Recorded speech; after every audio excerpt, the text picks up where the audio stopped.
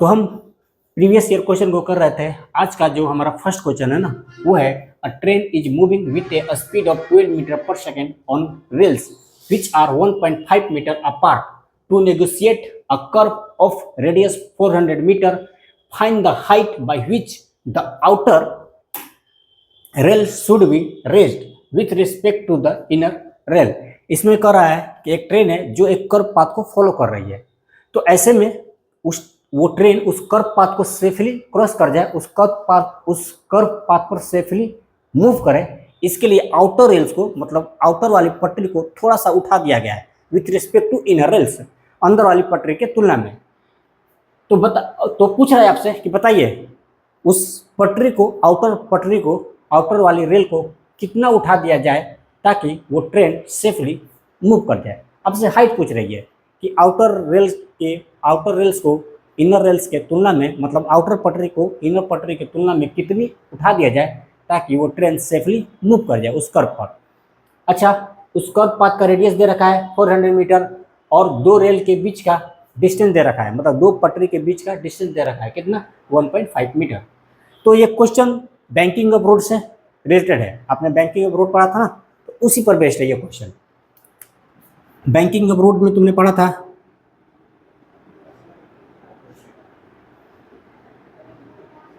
इस तरह कुछ पढ़ा था ना, ये एंगल थीटा है, ये वाला जो पटरी है ना, आउटर पटरी है, आउटर रेल्स है, और ये वाली इनर रेल्स है, और दो पटरी के बीच का डिस्टेंस है 1.5 मीटर। ये हाइट h है, h हाइट तक उठा दिया गया है, इस आउटर रेल्स को h हाइट तक उठा दिया गया है ताकि ट्रेन उस कर्व पाथ पर सेफली मूव कर जाए। तो आपने पढ़ा था बैंकिंग ऑफ रोड में। देखो, बैंकिंग ऑफ रोड पर बेस्ड ये क्वेश्चन है, तो यदि आप बैंकिंग ऑफ रोड मेरा लेक्चर देखे होंगे या फिर पहले से ही पढ़े होंगे आप, तो ठीक है। नहीं तो यदि आपको बैंकिंग ऑफ रोड में थोड़ी सी भी प्रॉब्लम हो ना, तो आप जाइए मेरा वो लेक्चर देखिए, बैंकिंग ऑफ रोड। अच्छे से आपकी क्लियर हो जाएगी बैंकिंग ऑफ रोड। तो वहाँ पर हमने एक इक्वेशन पढ़ा था, tan theta is equal to v square upon में आर जी। ये कहाँ पढ़ा था हमने, banking of road for safe turn के लिए।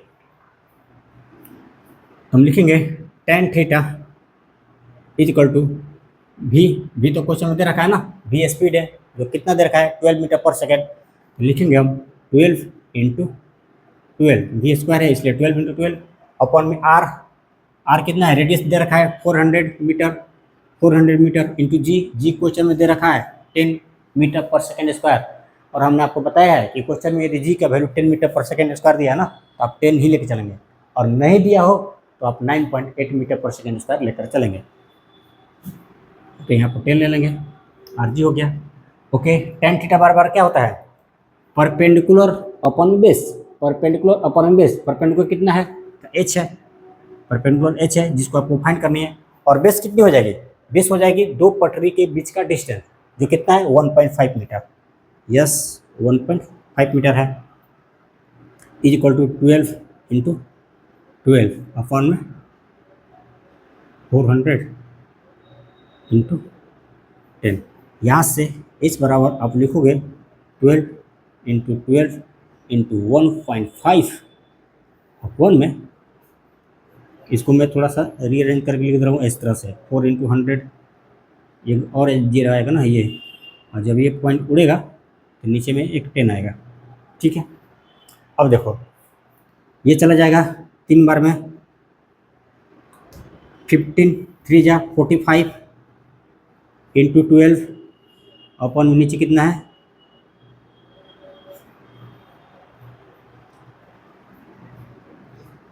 हो गया। उसके बाद आप 45 से 12 से गुना करेंगे तो कितना आएगा, ये आ जाएगा आपको, मुझे लगता है 540 आएगा। अब चेक कर लेना, 540 ही आएगी।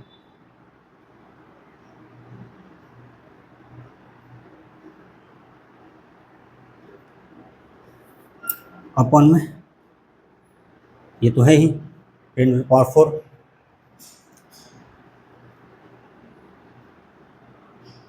एक जीरो से ये जीरो चला जाएगा और ये कितना हो जाएगा, ये हो जाएगा तुम्हारी h बराबर 0.054 मीटर। हाइट कितनी निकल के आई, तो 0.054 मीटर। यदि सेंटीमीटर में बात करो तो ये कितना हो जाएगी, तो 5.4 सेंटीमीटर। तो आउटर रेंज को यदि हम 5.4 सेंटीमीटर उठा देना तो ट्रेन उस कर्व पर सेफली मूव कर जाएगी। तो नेक्स्ट क्वेश्चन बोल रहा है कि a disc rotates about its axis of symmetry in horizontal plane at a steady rate of 3.5 revolution per second.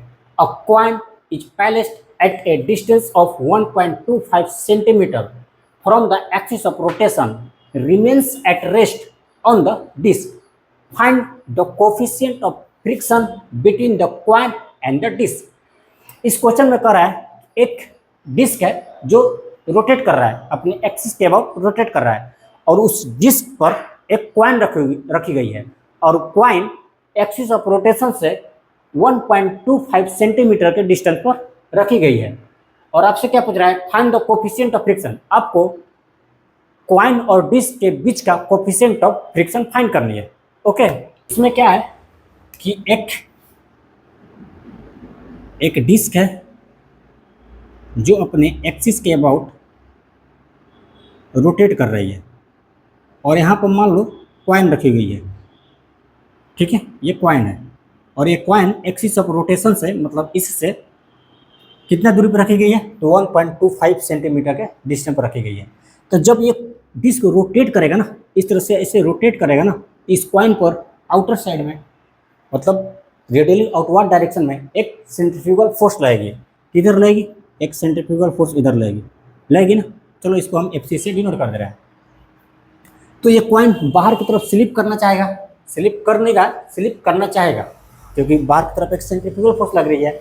ऐसे में जब ये कॉइन बाहर की तरफ स्लिप करना चाहेगा तो रेडियली इनवर्ड डायरेक्शन में एक फ्रिक्शनल फोर्स अराइज हो जाएंगे between the surface of coin and the disc. तो हमने इस फ्रिक्शनल फोर्स को चलो F से डिनोट कर दिया, स्मॉल f से डिनोट कर दिया हम। तो इस कॉइन पर रेडियली आउटवर्ड डायरेक्शन में एक सेंट्रीफ्यूगल फोर्स लग रहा है, और उसके कारण रेडियली इनवर्ड डायरेक्शन में एक फ्रिक्शनल फोर्स लग रहा है। बस इस इक्वेशन को आप बैलेंस कर दीजिए। हम लिखेंगे frictional force F is equal to centrifugal force FC। Frictional force F is equal to centrifugal force FC। तो आप जानते हो फ्रिक्शनल फोर्स बराबर होता है म्यू इंटू mg होता है ना, और सेंट्रीफ्यूगल फोर्स बराबर क्या होता है, तो m ओमेगा स्क्वायर r। हमने सेंट्रीफ्यूगल फोर्स का दो फॉर्मूला पढ़ा है, एक पढ़ा है mv स्क्वायर अपॉन में r, और पढ़ा है एक m ओमेगा स्क्वायर r। क्या पढ़ा है, m ओमेगा स्क्वायर r। तो हमने यहाँ पर क्या ले लिया, m ओमेगा स्क्वायर r, हमने इस फॉर्मूला पर यूज किया। तो हम लिखेंगे frictional force mu mg is equal to centrifugal force m omega square r। m से m चला जाएगा।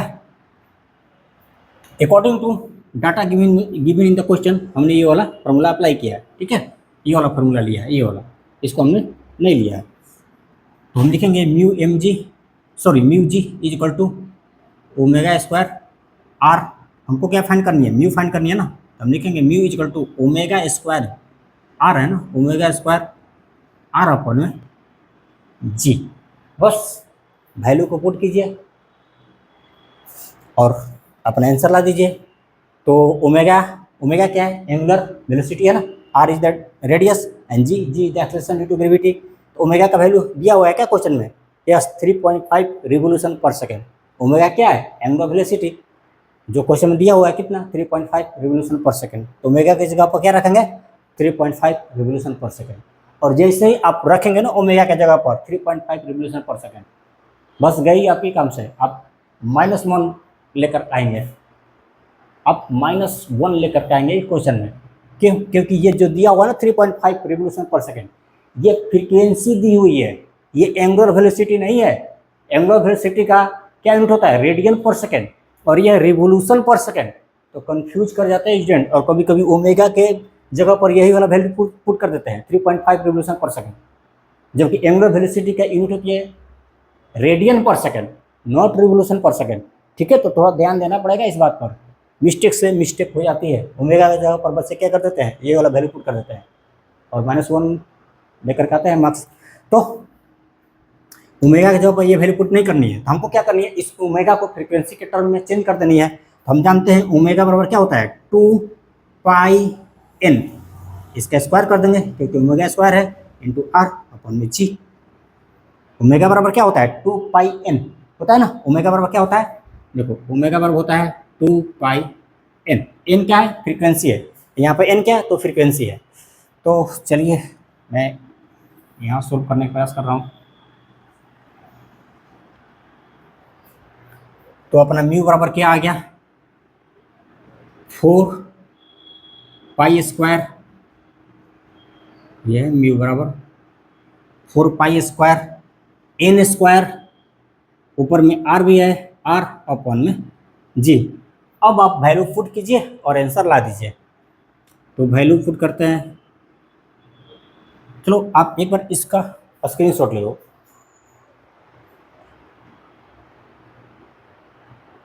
हमारा लास्ट स्टेप ये था, हम इसको फिर से सॉल्व करेंगे। हम लिखेंगे म्यू बराबर 4π² n square into r upon में जी। अब इसको हटा दीजिए, अब बस वैल्यू पुट करते जाइए।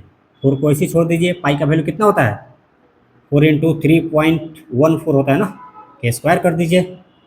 और एन का भी वैल्यू दिया हुआ है क्वेश्चन में, एन क्या है, फ्रीक्वेंसी है, जो कितना है 3.5 रिवोल्यूशन पर सेकेंड।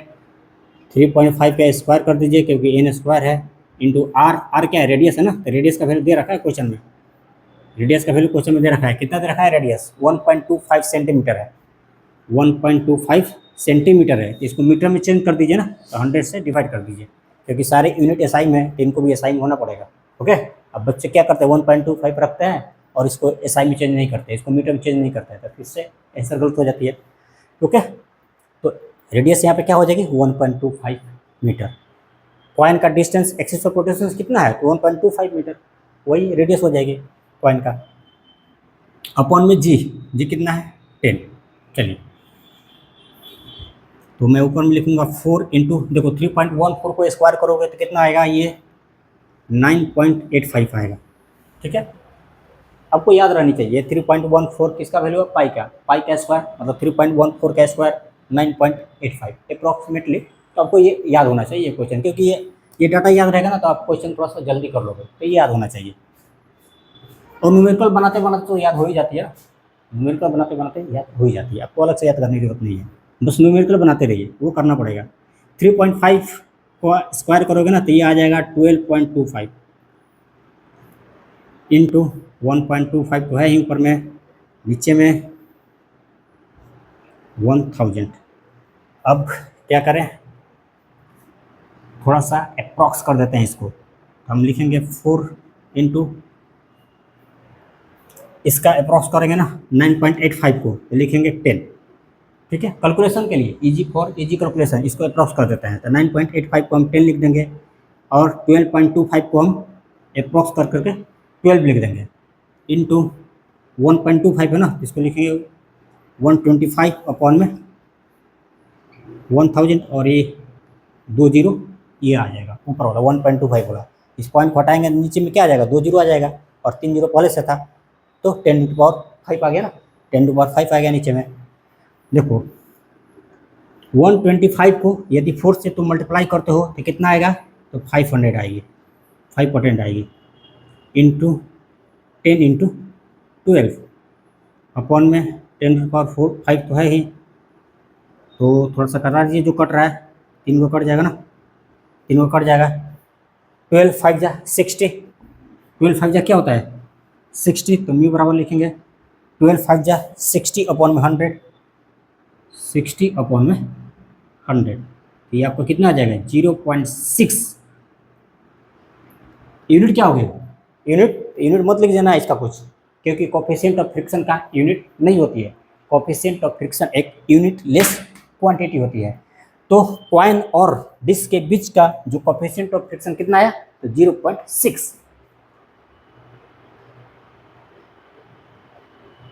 इस क्वेश्चन में बोल रहा है कि a body of mass 200 gram is tied to a spring constant 12.5 newton per metre while the other end of the spring is fixed at a point O. If the body moves about the point O on a circular path of on a smooth horizontal surface with constant angular speed of 5 radian per second, then find the ratio of the extension in the spring to its natural length. कह रहा है इसमें कि एक spring है जिसकी एक and पर एक स्प्रिंग है जिसकी एक एंड को फिक्स कर दी गई है और दूसरे एंड पर एक मास को एक बॉडी को बांध दी गई है जिसकी मास 200 ग्राम है। देखो एक स्प्रिंग है, चलो मान लो ये रहा एक स्प्रिंग, ठीक है। इस स्प्रिंग का एक एंड फिक्स है पॉइंट ओ पर और दूसरा एंड पर एक बॉडी को फिक्स कर दिया गया है जिसकी मास 200 ग्राम है और ये बॉडी एक सर्कुलर पाथ पर मूव कर रही है और ने स्मूथ हॉरिजॉन्टल प्लेन, ठीक है। तो जब ये बॉडी एक सर्कुलर पाथ पर मूव करेगी ना, इसके लिए क्वेश्चन में कुछ डाटा भी दे रखा है। तो जब ये बॉडी एक सर्कुलर पाथ पर मूव करेगी तो बॉडी पर बाहर की तरफ एक सेंट्रीफ्यूगल फोर्स F लगेगा जिसके कारण स्प्रिंग में एक्सटेंशन होगी। बॉडी जब सर्कुलर पाथ पर मूव करेगा तो इस बॉडी पर बाहर की तरफ एक सेंट्रीफ्यूगल फोर्स लगेगा ना, लगेंगे सेंट्रीफ्यूगल फोर्स F लगेगा और अंदर की तरफ स्प्रिंग फोर्स लगेगी। स्प्रिंग फोर्स कितना होता है, kx लगेगा। तो बॉडी पर जब बाहर की तरफ फोर्स लगेंगे तो स्प्रिंग में एक एक्सटेंशन आएगी जिसके कारण स्प्रिंग इस बॉडी को अपनी तरफ खींचेगी विथ स्प्रिंग फोर्स kx। तो आपसे यही पूछ रहा है कि बॉडी के स्प्रिंग के एक्सटेंशन जो कि मान लेते हैं हम x है और नेचुरल लेंथ हम मान लेते हैं स्प्रिंग का L है। हमने मान लिया कि स्प्रिंग का एक्सटेंशन x है और नेचुरल लेंथ L है। तो आपसे x/L का रेशियो पूछ रहा है, आपको रेशियो बतानी है of the extension in the spring to its natural length, मतलब x/L का रेशियो बतानी है, जहाँ पर x क्या है, एक्सटेंशन इन द स्प्रिंग है और L is the natural length, ठीक है। मुझे लगता है आप क्वेश्चन समझ गए होंगे। एक बार फिर से एक्सप्लेन कर रहा हूँ मैं। एक स्प्रिंग है जिसकी एक एंड फिक्स कर दी गई है, दूसरे एंड पर एक मास को बांध दिया गया है जिसकी मास कितना है, 200 ग्राम है और ये मास एक सर्कुलर पाथ पर मूव कर रहा है जिसके कारण इस बॉडी पर बाहर की तरफ एक सेंट्रीफ्यूगल फोर्स लगेगा तो स्प्रिंग में एक्सटेंशन होगी। जब स्प्रिंग में एक्सटेंशन होगी तो स्प्रिंग इस ब्लॉक को अपनी तरफ खींचेगा ना with spring force kx, okay. तो आपसे क्वेश्चन में क्या पूछ रहा है, तो आपसे क्वेश्चन में पूछ रहा है कि मान लो कि स्प्रिंग का नेचुरल लेंथ L है और स्प्रिंग में एक्सटेंशन x है। आपको रेशियो बतानी है x/L का रेशियो बतानी है, मतलब extension in the spring to the natural length of the spring का रेशियो बतानी है। इसके लिए कुछ डाटा दे रखा है, जैसे स्प्रिंग कांस्टेंट का वैल्यू दे रखा है 12.5 न्यूटन पर मीटर और आपको बॉडी का एंगुलर स्पीड का वैल्यू दे रखा है और वो कितना है, 5 रेडियन पर सेकेंड, ओके। तो चलिए सोल्व करते हैं। देखो बॉडी पर बाहर की तरफ एक सेंट्रीफ्यूगल फोर्स F लगेगी ना और अंदर की तरफ स्प्रिंग फोर्स kx लगेगा। तो हम लिखेंगे स्प्रिंग फोर्स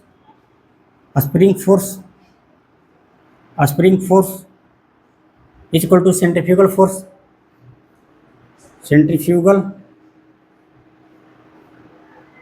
फोर्स। लो एक बार डायग्राम को मैं बना दे रहा हूँ। ये रहा बॉडी जिसकी मास 200 ग्राम है, बॉडी पर बाहर की तरफ एक सेंट्रीफ्यूगल फोर्स लगेगा, ठीक है, और अंदर की तरफ स्प्रिंग फोर्स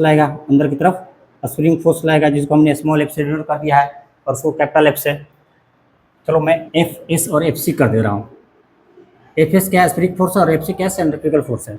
हम लिखेंगे Fs मतलब spring force is equal to centrifugal force Fc।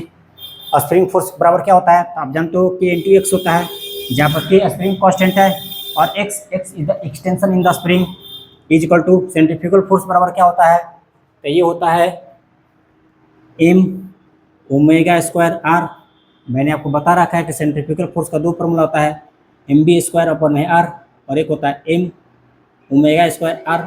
According to data given in the question हम इस फॉर्मूला का यूज करते हैं। यदि लीनियर वेलोसिटी दी हुई है तो इस फॉर्मूला का यूज करेंगे और यदि एंगुलर वेलोसिटी दी हुई है क्वेश्चन में तो इस फॉर्मूला का यूज करेंगे, क्योंकि यहाँ पर इस क्वेश्चन में एंगुलर वेलोसिटी दी हुई है ना, इसलिए हम इस फॉर्मूला को यूज करेंगे m⍵²r। तो हम लिखेंगे kx is equal to m⍵²r, okay. तो k को इसी छोड़ते हैं। अच्छा वैल्यू पुट करते हैं, स्टार्ट करते हैं वैल्यू। के क्या स्प्रिंग कांस्टेंट ना, जिसका वैल्यू दे रखा है 12.5 newton per metre, into x, x का तो वैल्यू नहीं दे रखा है, एक्स को छोड़ देंगे, इक्वल टू एम, एम मास है जो कितना दे रखा है 200 ग्राम, 200 ग्राम, और 200 ग्राम रख करके चल मत देना, इसको एसआई में चेंज करना है, ठीक है, क्योंकि ये वैल्यू एसआई में है, स्प्रिंग कांस्टेंट वाला वैल्यू एसआई में है, इसको भी एसआई में चेंज करना पड़ेगा। अब क्या करेंगे, जब 200 ग्राम को एसआई में चेंज करेंगे तो कितना हो जाएगा 0.2 kg हो जाएगा, okay, into omega square, omega square की वैल्यू कितनी है, ओमेगा क्या है 5 रेडियन पर सेकेंड, तो यहाँ पर इंटू 5 का स्क्वायर कर देंगे, into r, r r is the radius, जो कितना होगा, अच्छा रेडियस कितना होगा, रेडियस कितना होगा, देखो रेडियस होगा natural length of the spring plus extension in the spring, plus extension in the spring, ठीक है, हमने मान लिया स्प्रिंग का नेचुरल लेंथ एल है और extension in the spring X है, तो रेडियस क्या हो जाएगी, natural length of the spring plus extension in the spring, मतलब L plus x, L plus X हो जाएगी, ठीक है।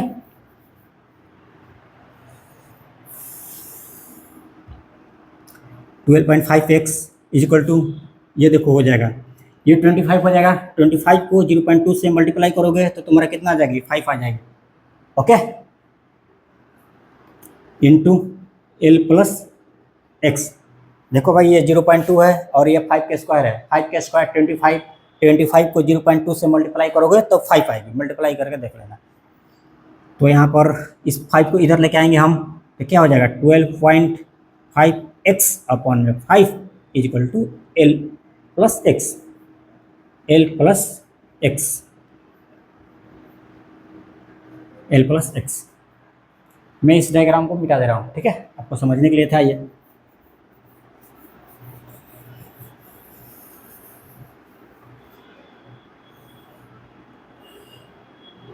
चलिए, तो 12.5 में 5 से यदि डिवाइड करेंगे तो आपको क्या मिल जाएगी 2.5, 12.5 में 5 से डिवाइड करेंगे तो आपको 2.5 मिलेगी, 2.5 x is equal to L plus x, L plus x, x को इधर लेके चले आइए, ये हो जाएगा 1.5 एक्स, एक्स को आप इधर लेके आएंगे ना, ये हो जाएगा 1.5 x is equal to L, और आपको क्या निकालनी है एक्स अपॉन एल का रेशियो ना, तो हम करेंगे एल को इधर लेके आएंगे, एक्स अपॉन एल हो जाएगा इज इक्वल टू 1 अपॉन 1.5 हो जाएगा, ओके, यहाँ पर क्या करना, आप ऊपर नीचे 2 से मल्टीप्लाई कर देना, 2 से मल्टीप्लाई कर दोगे तो आपको x इज टू एल बराबर कितनी मिल जाएगी 2:3, तो स्प्रिंग में एक्सटेंशन और स्प्रिंग के नेचुरल लेंथ का रेशियो कितना आया, तो 2:3 आया,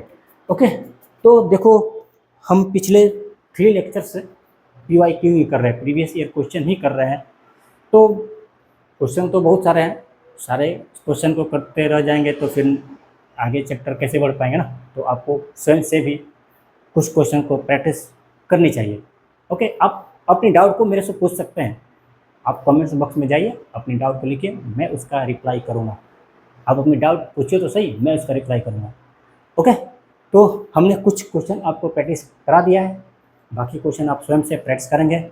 अब हम मिलेंगे नेक्स्ट लेक्चर में, wish you all the best.